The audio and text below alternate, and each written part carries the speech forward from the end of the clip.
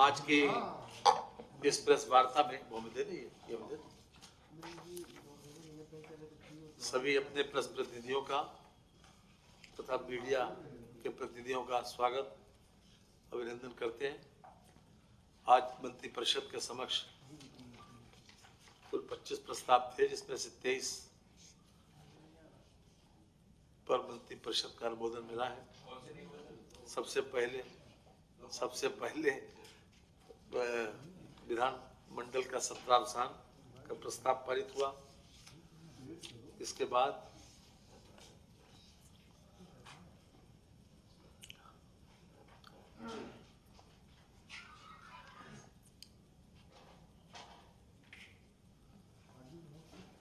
जो दो नहीं हो पाए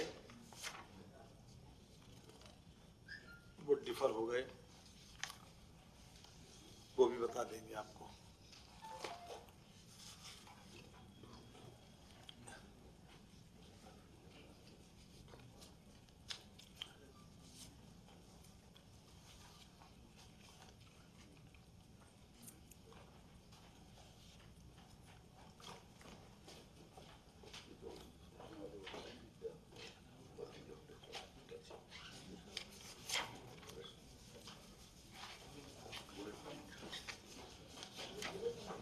ये विशेष रूप से जिनको हमें फोकस करना है वो है मुख्यमंत्री शिक्षुता प्रोत्साहन योजना। ये खास तौर से अभी तक जो डिप्लोमा होल्डर्स होते थे उन लोगों के लिए ये प्रोविजन था, उनके लिए अप्रेंटिस का। लेकिन अब कोई भी ग्रेजुएट इसमें पार्टिसिपेट कर सकता है। इसमें भारत सरकार का 50% पैसा रहेगा, यानी 4500 और 1000 रुपये उत्तर प्रदेश सरकार का। लगभग 10 लाख लोग इस वर्ष इसमें लाभान्वित हो सकते हैं। इस अप्रेंटिसशिप प्रमोशन स्कीम के अंतर्गत 100 करोड़ रुपए का प्रोविजन है और 4500 रुपया भारत सरकार देगी, 3500 रुपये इंटरप्रेनर देंगे जिनके यहाँ ये प्रशिक्षण या अप्रेंटिसशिप होगी, और 1000 रुपये का कंट्रीब्यूशन उत्तर प्रदेश सरकार करेगी। तो इस वर्ष 10 लाख लोग तक इसमें लाभान्वित हो सकते हैं। 9000 रुपये इसमें स्टाइपेंड के मिलेंगे। इसके अलावा प्रादेशिक कोऑपरेटिव डेयरी फेडरेशन, इसके 6 डेयरी प्लांटों को पट्टे पर दिए जाने का निर्णय लिया गया है। ये 6 डेयरी प्लांट हैं।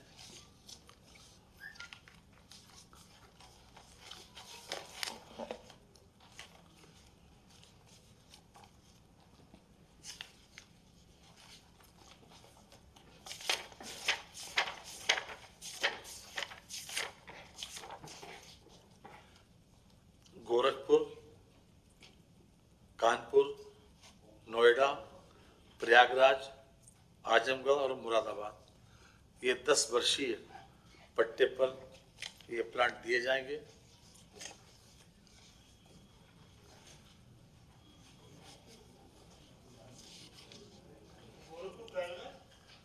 गोरखपुर, कानपुर, नोएडा, प्रयागराज, आजमगढ़ और मुरादाबाद।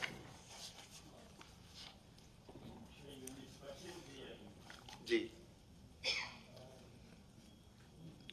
इसके अलावा उत्तर प्रदेश जल निगम नगरीय के जूनियर इंजीनियर सिविल वेतन जिनका 9300 से 34,800 ग्रेड पे के तहत तथा 4200 एवं जूनियर इंजीनियर जिनका ग्रेड पे 9300 से 34,800 रुपये, जितने भी रिक्त पद हैं उनके चयन की कार्रवाई उत्तर प्रदेश अधीनस्थ चयन सेवा आयोग के माध्यम से की जाएगी।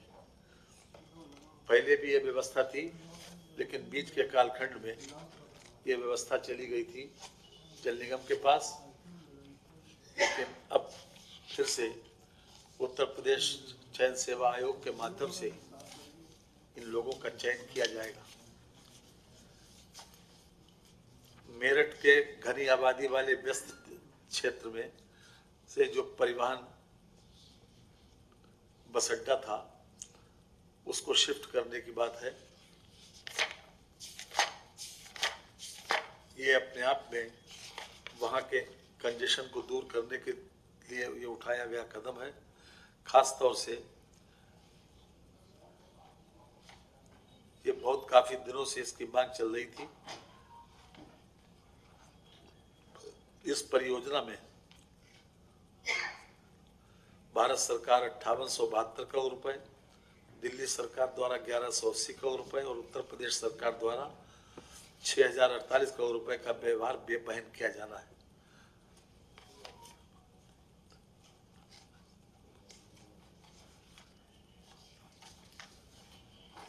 इसमें इसके अतिरिक्त और राज्य सरकार पर कोई व्यवहार नहीं आएगा।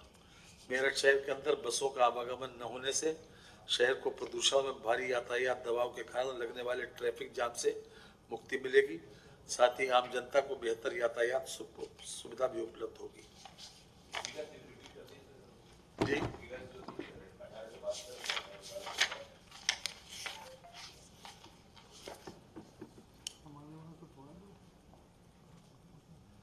ये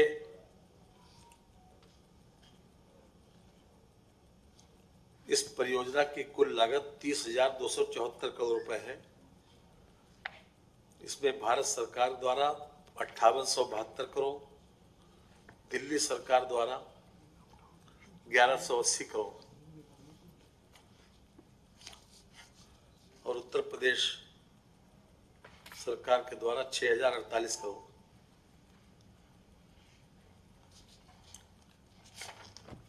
इसके अलावा उत्तर प्रदेश बायोडीजल के उत्पादन एवं विक्रय के संबंध में आज विशेष रूप से ये उत्तर प्रदेश में बायोडीजल के उत्पादन के संबंध में एक नियमावली मंत्रिपरिषद के द्वारा अनुमोदित की गई है। इसमें खास तौर से जितना भी हमारा बायोडीजल बनेगा, अभी तक तो जो व्यवस्था है लगभग 10% तक ही हम मिलावट कर सकते हैं हाई स्पीड डीजल में, लेकिन अगर मानक देखा जाए तो 20% तक की मिलावट की जा सकती है। इसमें खास तौर से इस बात का ध्यान रखा गया है कि किसी भी प्रकार से जो लोग बनाएंगे वो रजिस्ट्रेशन कराएंगे या किसी प्रकार से उन लोगों को जो अधिकार पत्र दिया जाएगा उसमें ये उनको ये अधिकार नहीं होगा कि वो किसी प्रकार से अपने स्तर से मिलावट करके बेचें। वो अपने आप में निर्माण करके मैन्युफैक्चर करके इसको प्रोवाइड करेंगे। खास बात इसमें विशेष रूप से उल्लेखनीय यही है।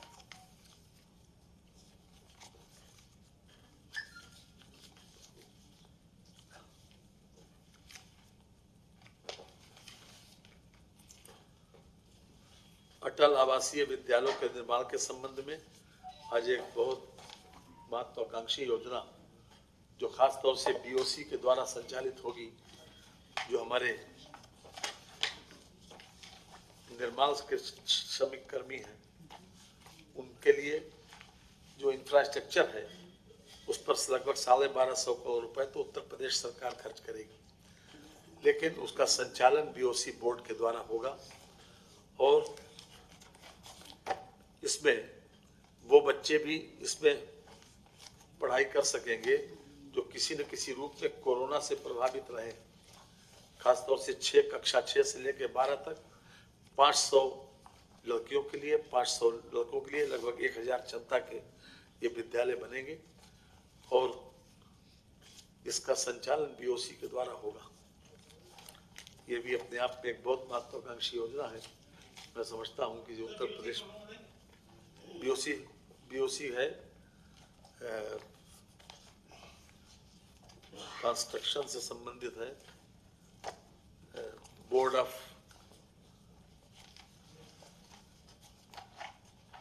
कंस्ट्रक्शन कर्मचारी बताई दे रहे हैं। 1 मिनट। मेरठ शहर जल निगम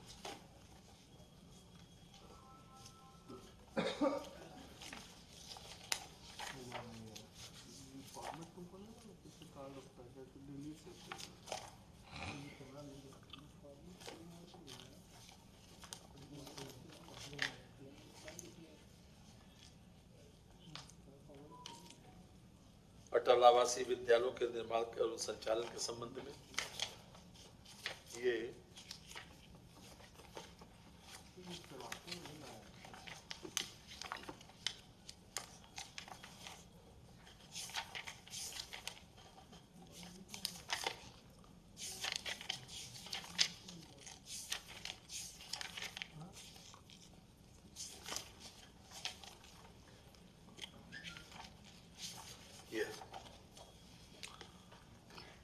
कक्षा 6 से 12 तक के निःशुल्क एवं गुणवत्तापूर्ण आवासीय शिक्षा उपलब्ध कराए जाने हेतु प्रदेश के प्रत्येक मंडल में 1000 छात्रों के लिए 500 छात्र तथा 500 छात्राओं की आवासीय क्षमता युक्त एक अर्थात कुल 18 अटल आवासीय विद्यालयों का निर्माण किया जाएगा। इसमें अटल आवासीय विद्यालय मूलतः शैक्षिक व सामाजिक न्याय एजुकेशन प्लस सोशल जस्टिस के उद्देश्य से बनाए जा रहे हैं। उक्त विद्यालय उच्च गुणवत्तापूर्ण संस्था होगी जहां शिक्षा एवं अवस्थापना की बेहतर सुविधाएं होंगी। ये सेंटर ऑफ एक्सीलेंस की तरह कार्य करेगा। वर्तमान में समान उद्देश्य और मॉडल पर भारत सरकार द्वारा नवोदय विद्यालय संचालित है। अटल आवासीय विद्यालयों को नवोदय विद्यालयों के पटल पर विकसित किया जाएगा। अटल आवासीय विद्यालयों का निर्माण राज्य सरकार के बजट से धनराशि से कराया जा रहा है। विद्यालयों में प्रवेशित ये है उत्तर प्रदेश भवन एवं अन्य सन्निर्माण कर्मकार कल्याण बोर्ड, जो आप बीओसी की फुल फॉर्म पूछ रहे थे,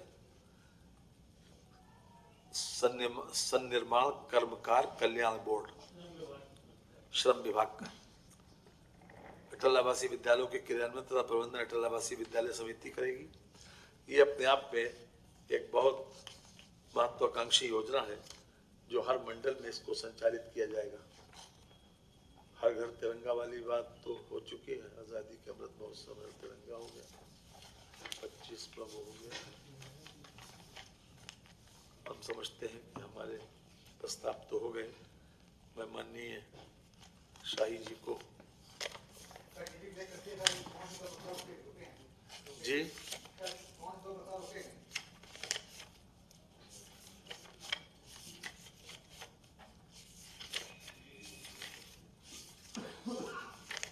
अप्रेंटिस हो गया, कोऑपरेटिव डेयरी हो गया। एक अयोध्या का प्रस्ताव है, ये एक सड़क का चौड़ीकरण। ये है अयोध्या जनपद अयोध्या में अयोध्या बिलहर घाट एबी बंधा मार्ग। इसकी लंबाई है 16.57 किलोमीटर। इसका वाइडनिंग एंड स्ट्रेंथनिंग का कार्य पुनरीक्षित प्रशासकीय, क्योंकि इसमें बढ़ गया, पहले 2 लेन था, अब ये 4 लेन हो गया। तो इसमें खास तौर से अयोध्या की महत्व को देखते हुए ये मार्ग NH-27 के 138 में दाएं तरफ से निकलकर दशरथ समाधि को जोड़ते हुए SH-30 के किलोमीटर 132 4 लेन में मिलता है। ये मार्ग पौराणिक स्थान सहित अनेक तीर्थ स्थल को जोड़ता है। मार्ग 4 लेन बन जाने से निर्माणाधीन थीम पार्क, अंतर्राष्ट्रीय बस स्टैंड, भगवान श्री राम जी की प्रस्तावित 251 मीटर ऊंची मूर्ति स्थल से जुड़ जाएगा और तथा बाईपास के रूप में उपयोग होगा। ये भी अपने आप में आज मंत्री परिषद के द्वारा अनुमोदित किया गया है। मेरा जितने भी हमको हाँ ये एक अंतिम यह है, स्वामी विवेकानंद युवा सशक्तिकरण योजना के अंतर्गत निःशुल्क स्मार्टफोन वितरण करने की है। जैसा कि हम सब जानते हैं कि हमने बजट में इस वर्ष 3600 करोड़ रुपए का प्रोविजन किया है। तो आज मंत्री परिषद ने 25 लाख स्मार्टफोन खरीदने का अनुमोदन दिया है वर्ष 23-24 के लिए। Thank you very much. माननीय शाही जी से अनुरोध करेंगे कि वो कृषि और कृषि से संबंधित विभागों पर अपना वक्तव्य दें और प्रकाश डालें।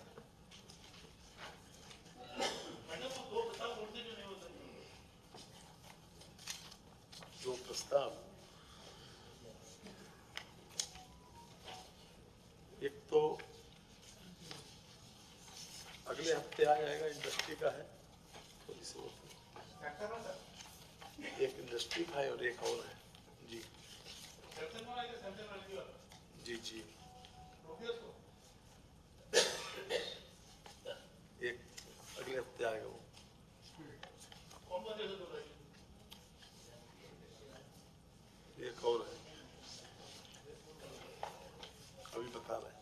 आप बताइए प्लीज। शुरू करें। जी। आज किसानों के, खासतौर पर आलू किसानों के दृष्टि से एक महत्वपूर्ण फैसला हुआ है। उत्तर प्रदेश के भीतर वैश्विक कृषि के संस्थान 2017 के पहले नहीं थे। माननीय मुख्यमंत्री योगी आदित्यनाथ जी के प्रयासों से और आदरणीय प्रधानमंत्री जी के आशीर्वाद से वाराणसी में अंतर्राष्ट्रीय राइस रिसर्च सेंटर की स्थापना हम लोगों ने कराई और अभी एक दूसरा अंतर्राष्ट्रीय संस्थान आलू केंद्र पेरू, उसका south Asia regional centre Agra में स्थापित किए जाने के लिए 10 हेक्टेयर भूमि का प्रस्ताव आज राज्य सरकार ने उनको दिए जाने पर सहमति जताई है और ये राष्ट्रीय बागवानी बोर्ड भारत सरकार गुरुग्राम के नाम से 99 वर्ष के लिए लीज पर दी जाएगी। हमारे प्रदेश के भीतर 10 लाख किसानों के द्वारा 6 लाख हेक्टेयर क्षेत्रफल में 242 लाख मीट्रिक टन आलू का उत्पादन होता है और अनेक बार आप सब लिखते भी हैं कि आलू बीज की समस्या रहती है। हम लोगों को केंद्रीय आलू अनुसंधान संस्थान से 1000 मीट्रिक टन से भी कम आलू ब्रीडर आलू मिल पाता है और उससे ब्रीडर से प्रमाणित बीज बनाए जाने में 4-5 वर्ष की अवधि लगती थी। इस संस्थान के आने से हमको राज्य के भीतर गुणवत्तापूर्ण आलू के बीज के उत्पादन कराए जाने में सहूलियत होगी। यह आगरा के सिंगना कृषि क्षेत्र है और उद्यान विभाग को 138.50 हेक्टेयर भी इसी के साथ जाएगी। उसमें से 10 हेक्टेयर जो है वो राष्ट्रीय बागवानी बोर्ड को 99 वर्ष के पट्टे पर दी जाएगी। वहाँ पर 2 सेंटर ऑफ एक्सीलेंस के रूप में सेंटर ऑफ एक्सीलेंस भी काम करेंगे, आलू के जर्म प्लाज्म और प्रिजर्वेशन और डिसमिनेशन के लिए, और दूसरा centre of excellence seed production technology को विकसित किए जाने के लिए यह जो लैंड दी जा रही है या पेरू का रिसर्च सेंटर इस पर काम करेगा। इस पर 121 करोड़ रुपए का व्यय आएगा, जिसमें से 65 करोड़ रुपए इंफ्रास्ट्रक्चर पर और 56 करोड़ रुपए ऑपरेशनल एक्सपेंस के रूप में खर्च होंगे। आईसीआर की टीम ने इसका आकर के निरीक्षण किया है और उन्होंने इस बात पर सहमति दी है कि आगरा सबसे मुफीद जगह है जहाँ पर इस सेंटर को स्थापित किया जाए। इस दृष्टि से मैं ये समझता हूँ कि आलू उत्पादक किसानों के लिए भविष्य में यह एक मील के पत्थर के रूप में यह साबित होगा। हमारा यह आज का प्रस्ताव खासतौर पर आलू किसानों के दृष्टि से। दूसरा प्रस्ताव महात्मा बुद्ध कृषि प्रौद्योगिकी विश्वविद्यालय कुशीनगर के लिए कुशीनगर जनपद के भीतर तमकुही राज में स्थित तमकुही राज तहसील के टडवा बमनौली में बाबू गेदा सिंह गन्ना संस्थान की भूमि 276 एकड़ 21 डिसमिल ये कृषि शिक्षा विभाग को दिए जाने का फैसला हुआ है, जिसके माध्यम से वहाँ पर जो कृषि विश्वविद्यालय स्थापित किया जा रहा है उसमें उसके कार्य को आगे की ओर बढ़ाया जाएगा और विशेष रूप से इसमें शुगर केन डेवलपमेंट और शुगर टेक्नोलॉजी के ऊपर हमारा महाविद्यालय वहाँ पर जब भविष्य में जब निर्माण होगा तो उस पर इसका काम प्रारंभ किया जाएगा। इसी तरीके से कानपुर के मेट्रो निर्माण के संदर्भ में कानपुर मेट्रो परियोजना के अंतर्गत एक सब परियोजना के कॉरिडोर 2 के डिपो बनाए जाने के लिए कृषि विभाग की 14.6 हेक्टेयर शेषे की जमीन जो है उनको उपलब्ध करवाई गई थी। 14.6 हेक्टेयर की वो जमीन चंद्रशेखर आजाद कृषि विश्वविद्यालय की, उसको कंपनसेट करने के लिए कृषि विभाग का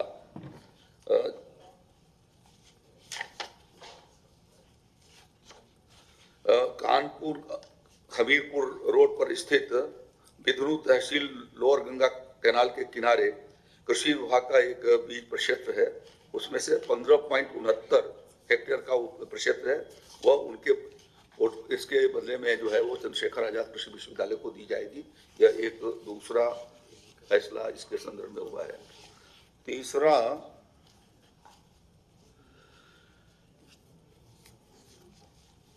एक लखनऊ में राजकीय कृषि रक्षा इकाई गोसाईगंज है, वहाँ जो है वो काफ़ी जीर्ण शीर्ण अवस्था में हो गया है। 61 वर्ष पुराना भवन है, उसे तोड़ने पर सहमति डिसमेंटल करके और वहाँ पर कृषि कल्याण केंद्र बनाई जाएगी। हम भी बोलते हैं।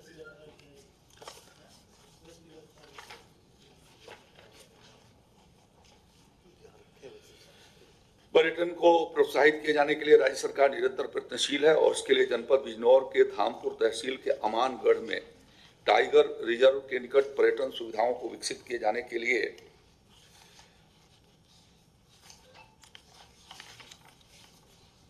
इसमें 5.76 हेक्टेयर कुल 2 प्लॉट के भीतर उसे चिन्हित करते हुए यह बंजर योग्य भूमि है, उसको इस योजना के भीतर शामिल किया जाएगा ग्राम फतेहपुर के भीतर, और वहां पर पर्यटन सुविधाओं को विकसित किए जाने के लिए यह पर्यटन विभाग को हस्तांतरित की जाएगी, जिससे कि वहां पर वो जो जगह है उसमें 16,620 वर्ग किलोमीटर क्षेत्र का वन क्षेत्र है और अति सुंदर परिदृश्य और वन विस्तार, बहती हुई नदियां और सुंदर झरने और बांध और जलाशय झील वहाँ पर स्थित होते हैं, जिससे वहाँ पर विकसित पर्यटन के आने की संभावनाएं काफ़ी हैं। और उसको कुछ वर्षों पहले राज्य सरकार ने प्रस्तावित टाइगर रिजर्व के अमानगढ़ में बनाए जाने का निर्णय किया है, उसके अंतर्गत इस उनको हस्तांतरित किया जाएगा। अगला जो है वो बाल विकास परियोजनाओं के संचालित आंगनबाड़ी कार्यक्रम में उनको पोषाहार उपलब्ध कराया जाता है। समन्वित बाल विकास योजना के अंतर्गत बच्चों को, गर्भवती तथा धात्री महिलाओं को और किशोरी बालिकाओं का जिनका वजन कम होती है या खून की कमी होती है, तो उन्हें जिस तरीके से पीडीएस ई पॉस मशीन के माध्यम से आज राशन वितरण हो रहा है, वही सिस्टम इसके भीतर लागू किया जाएगा और यूपी डेस्को की अध्यक्षता में क्रय समिति बनेगी, जिसमें बाल विकास विभाग के लोग भी बाल विकास अपने प्रतिनिधियों को नामित किया जाएगा और उसके माध्यम से ये ई पॉस मशीन लेकर के और आने वाले दिनों में बाल पोषाहार योजना जो है और उनको इसी माध्यम से, इसी रूप से वितरित किया जाएगा। ये तो आप बता ही दिए। राम जन्मभूमि अयोध्या मार्ग, ये गन्ने का चीनी उद्योग का चीनी उद्योग का एक बल्ला और ड्रॉप हुआ है, तो बस ये 2 ड्रॉप हुए। थैंक यू जी, हो गया। Thank you. हाँ जी, अच्छा हाँ जी, हो गया, अगली बार आएंगे। Thank you. Thank you sir. और चला गया। Thanks all of you.